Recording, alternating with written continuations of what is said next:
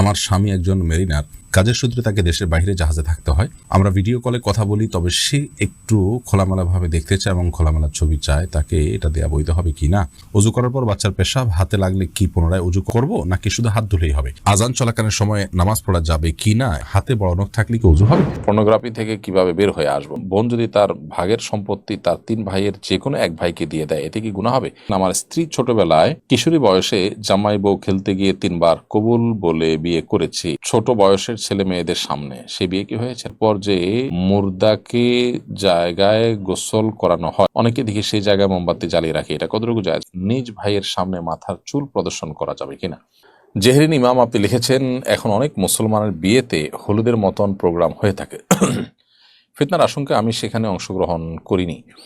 এখন সেই হলুদের অনুষ্ঠান থেকে যদি কেউ আমার জন্য খাবার পাঠায়, তাহলে কি সেই খাবার খাওয়া জায়েজ হবে? বোন জেহরিন, গায়ে হলুদের প্রোগ্রামে নানা রকম অনাচার, পর্দাহীনতা, অশ্লীলতা, মিউজিক ইত্যাদি হয়ে থাকে। সেগুলো যদি না হতো তাহলে এটা জাস্ট রূপচর্চার অংশ হিসাবে হলে এটা জায়েজ হতো। কিন্তু গায়ে হলুদ নিয়ে আমাদের যতটুকু জানা, অনলাইন করে যতটুকু জানতে পেরেছি, তা হলো এটা মূলত হিন্দুদের বিভিন্ন ধর্মীয় বিশ্বাস আছে, সেখান থেকে এসেছে। আর সেটি হলো যে হলুদ, দুবলা ঘাস ইত্যাদি যখন এগুলো থাকে, বিশেষভাবে এগুলোর নিয়ে আনুষ্ঠানিকতা করা হয়, তখন দাম্পত্য সম্পর্কগুলো ভালো যায়, এরকম একটা হিন্দুয়ানি বিশ্বাস আছে, সেখান থেকে মূলত এটি এসেছে। একজন মুসলমান কখনো সেই সমস্ত ভুলভাল বা আপনার কুসংস্কারচ্ছন্ন বিশ্বাসী হতে পারেন না। সেজন্য আমাদের উচিত এগুলো অ্যাভয়েড করা। তবে আপনি যে অ্যাভয়েড করছেন সেটা ভালোই করছেন। আর সে অনুষ্ঠান থেকে যদি আপনাকে কেউ কোনো খাবার পাঠায়, সে খাবারটা হালাল হলে আপনি খেতে পারেন, সেটা হারাম নয়। মোহাম্মদ সোহেল শেখ আপনি লিখেছেন, পর্নোগ্রাফি থেকে কিভাবে বের হয়ে আসব? পর্নোগ্রাফি থেকে বের হয়ে আসার জন্য স্মার্টফোন সহ যে সমস্ত মাধ্যমে আপনি পর্নোগ্রাফিতে আসক্ত হন, সেগুলো বিক্রি করে আপনি একটা নর্মাল লাইফে চলে আসার চেষ্টা করেন। কিছুকাল যদি এভাবে একটু কষ্ট করে থাকার চেষ্টা করেন, ইনশাল্লাহ আপনার এই অভ্যাস আশা করা যায় দূর হয়ে যাবে। এর বাইরে বিবাহ শাদী করা, বিবাহিত থাকলে তারপর নির্জনতা অ্যাভয়েড করা, পর্নোগ্রাফির যে ক্ষয়ক্ষতি আছে সেগুলো নিয়ে বিভিন্ন বই পুস্তক আছে, সেগুলো যদি পড়েন, কোর্স করেন, তাহলে আশা করা যায় যে আপনার মধ্যে এই রোগ থেকে বেঁচে থাকার যে তৌফিক, সেটি আল্লাহ তাআলা দান করবেন আপনাকে। মৃন্ময়ী চৌধুরী আপনি লিখেছেন, মেসে থাকি, আমার রুমমেট বাসায় যাওয়াতে একা থাকি, রাতের বেলা ভয়ঙ্কর স্বপ্ন দেখি, এক্ষেত্রে আমার করণীয় কি? অনেক সময় একাকী থাকলে দুষ্ট জিনের উপদ্রব থাকে নানাভাবে, তো এটার জন্য সকাল সন্ধ্যা দোয়াগুলো পড়বেন, শোয়ার সময় 3 কুল পড়ে হাতে ফু দিয়ে পুরো শরীর মুছে, তারপরে আয়াতুল কুরসি পড়ে অন্যান্য মাসনুন আমলগুলো আছে সেগুলো করে তারপর ঘুমোতে যাবেন। এর মাধ্যমে আশা করা যায় আল্লাহ তাআলা আপনাকে হেফাজত রাখবেন।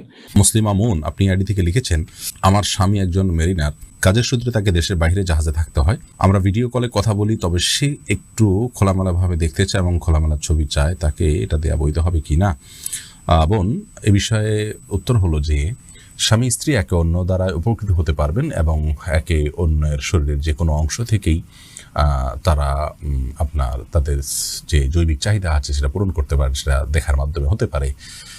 তবে আমরা জানি সবাই যে ওভার ফোনে বা বিভিন্ন আপনার যে হোয়াটসঅ্যাপ ইত্যাদি আছে, এগুলোর মাধ্যমে যখন আমরা কথা বলি বা ছবি আদান প্রদান করি বা কথাবার্তা বলি, এগুলো থার্ড পার্টি মনিটর করে, তাদের সংরক্ষণে থাকে এবং এটি যদি বেহাতে চলে যাওয়ার সম্ভাবনা থাকে, যেমন স্বামী স্ত্রী অ্যাকাউন্টের মোবাইলেই সেভ করার মাধ্যমে বা রেকর্ড করার মাধ্যমে, ধারণ করার মাধ্যমে এগুলো অন্যের চোখে চলে যেতে পারে, সে আশঙ্কা যদি থাকে, তাহলে সেক্ষেত্রে এগুলো করার ব্যাপারে আমাদের সতর্ক থাকতে হবে। তবে বেসিক্যালি এটা হারাম বা নাজায়েজ কোনো বিষয় নয়, বিশেষ করে স্বামীর চরিত্রকে হেফাজত করবার জন্য এবং তার যে চাহিদা, যৌন চাহিদা আছে, সেটা স্ত্রীর হতে পারে।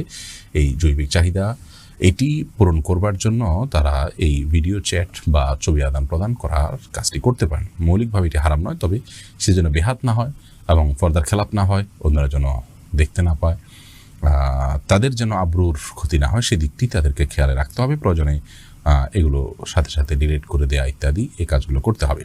মিজান এআইডি থেকে আপনি লিখেছেন ইউটিউব চ্যানেলে, অজু করার পর বাচ্চার পেশাব হাতে লাগলে কি পুনরায় অজু করব, নাকি শুধু হাত ধুলেই হবে? না, পুনরায় অজু করার দরকার নেই। বাচ্চার পেশাব যদি হাতে লেগেছে আপনার অজু অবস্থায়, তাহলে যে অংশে হাতে লেগেছে ওই অংশটা পানি দিয়ে ধুয়ে ফেললে চলবে। এরপরে আজান চলাকালীন সময় নামাজ পড়া যাবে কি না, এমডি আলাউদ্দিন আপনি প্রশ্ন করেছেন। আজান চলাকালীন সময় সালাত পড়া যেতে পারে। আজান চলাকালীন সময় যে নামাজ পড়া যাবে না এমন কোনো কথা কোরআনে কোথাও বলা হয়নি। তবে হ্যাঁ, আপনি জানেন যে এখনই আজান শুরু হবে, তাহলে আজানের জবাব দেওয়া সুন্নত, সেজন্য শেষ সুন্নতটা পালন করে তারপর আপনি সালাত পড়বেন। সাদিয়া মেহজাবিন তুরনা আপনি লিখেছেন, হাতে বড় নখ থাকলে কি ওযু হবে? হাতে যদি বড় নখ থাকে তাহলে সেক্ষেত্রে এটি অন্যায় কথা, এটা গুনাহের কথা। কারণ মুসলমান নবী করিম সাল্লাল্লাহু আলাইহি সাল্লামের যে সুন্নাতে দায়েমা বা সুনানুল ফিতরা সেগুলোর উপরে আমল করার চেষ্টা করবে। হাতে বড় নখ রাখা উচিত নয়, কিন্তু যদি বড় নখ থাকে এবং তিনি অজু করেন, অজু হয়ে যাবে, সেটা সম্পূর্ণ ভিন্ন বিষয়। সোমা আক্তার আপনি লিখেছেন, আমি নামাজ পড়তে বসলে কিছু মনে থাকে না, এলোমেলো হয়ে যায়, এর জন্য করণীয় কি? বোন সোমা, আপনি নামাজ পড়তে বসলে আপনার নামাজ পড়তে দাঁড়ালে যদি ভুলে যান, তাহলে সেক্ষেত্রে এই ভুলে যাওয়াটা হতে পারে আপনার নামাজের প্রতি মনোযোগ কম থাকবার কারণে। আবার হতে পারে যে এটা আপনার সবসময় সব কিছুতেই হয়, শুধু নামাজ বলে নয়। যদি নামাজে মনোযোগের কারণে এটি হয়ে থাকে, তাহলে নামাজে মনোযোগ সৃষ্টি করার যে উপায়গুলো আছে সেগুলো আপনাকে অবলম্বন করতে হবে। নামাজে কী পড়ছেন এটা বুঝে পড়বেন, একটু সময় নিয়ে নামাজ পড়বেন, ধীরে সুস্থে নামাজ পড়বেন, নামাজে মনোযোগকে নষ্ট করতে পারে সেরকম বিষয়গুলো থেকে দূরে থেকে নামাজ শুরু করবেন, ইত্যাদি ইত্যাদি। আর যদি আপনার এই ভুলে যাওয়াটা এটা আপনার প্রবণতা থাকে, আজকাল অনেক অসুস্থতার কারণে অনেকে এরকম ভুলে যান সব কিছু, তাহলে সেক্ষেত্রে আপনি আপনার জায়গা থেকে সাধ্য অনুযায়ী চেষ্টা করবেন। এরপর আপনি ভুলে গেলে ভুল কী ধরনের হয়েছে, কোন জিনিসটা ভুলে গেছেন, তার উপর নির্ভর করবে আপনার বিধানটা।